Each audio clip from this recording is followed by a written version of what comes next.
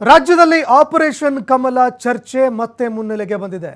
ಬಿಜೆಪಿಯವರು ನನಗೂ ಆಫರ್ ಕೊಟ್ಟಿದ್ರು ಅಂತ ಬಿಆರ್ ಪಾಟೀಲ್ ಅವರು ಸ್ಫೋಟಕ ಹೇಳಿಕೆ ಕೊಟ್ಟಿದ್ದಾರೆ. ಬಿಜೆಪಿ ನಾಯಕರು ನನಗೂ ಕೂಡ ಆಫರ್ ಕೊಟ್ಟಿದ್ರು ಅಂತ ಬಿಆರ್ ಪಾಟೀಲ್ ಸ್ಫೋಟಕ ಹೇಳಿಕೆ ಕೊಟ್ಟಿದ್ದಾರೆ. ನನಗೂ ಆಪರೇಷನ್ ಕಮಲ ಮಾಡೋದಕ್ಕೆ ಯತ್ನ ಮಾಡಿದ್ದಾರೆ. ಕಳೆದೆರಡು ದಿನಗಳ ಹಿಂದೆ ಸಂಪರ್ಕ ಮಾಡಿ ನನಗೆ ಆಫರ್ ಕೂಡ ಕೊಟ್ಟಿದ್ರು.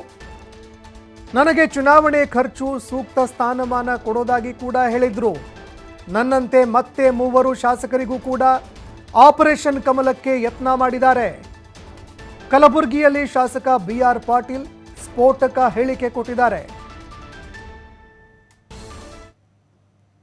ನನಗೆ ಒಬ್ಬರು ಜವಾಬ್ದಾರಿ ವ್ಯಕ್ತಿ ಫೋನ್ ಮಾಡಿ ಮಾತಾಡಿದರು, ಭೇಟಿನೂ ಕೂಡ ಮಾಡಿದರು.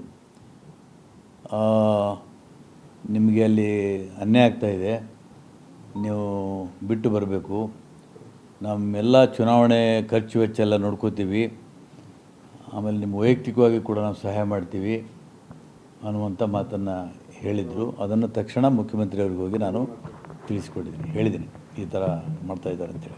ಆಫರ್ ಏನು ಅದೇ, ನೀವು ರಾಜೀನಾಮೆ ಕೊಟ್ಟು ಬರ್ರಿ, ನಿಮ್ಗೆ ಎಲೆಕ್ಷನ್ ಖರ್ಚು ನೋಡ್ಕೋತೀವಿ, ಮುಂದೆಲ್ಲ ನೋಡ್ಕೋತೀವಿ. ನಾನು ಅದನ್ನೇ ಮುಖ್ಯಮಂತ್ರಿಗೆ ಹೋಗಿ ಹೇಳಿದ್ದೀನಿ. ಬೀದರ್ ಲೋಕಸಭೆ ಟಿಕೆಟ್ ಪ್ಲಸ್ ತಮ್ಮ ಎಲ್ಲ ಲೋಕಸಭೆ ಅದೆಲ್ಲ ಸುಳ್ಳು. ಅಂಥ ದೊಡ್ಡ ವ್ಯಕ್ತಿ ಅವರೇನಲ್ಲ.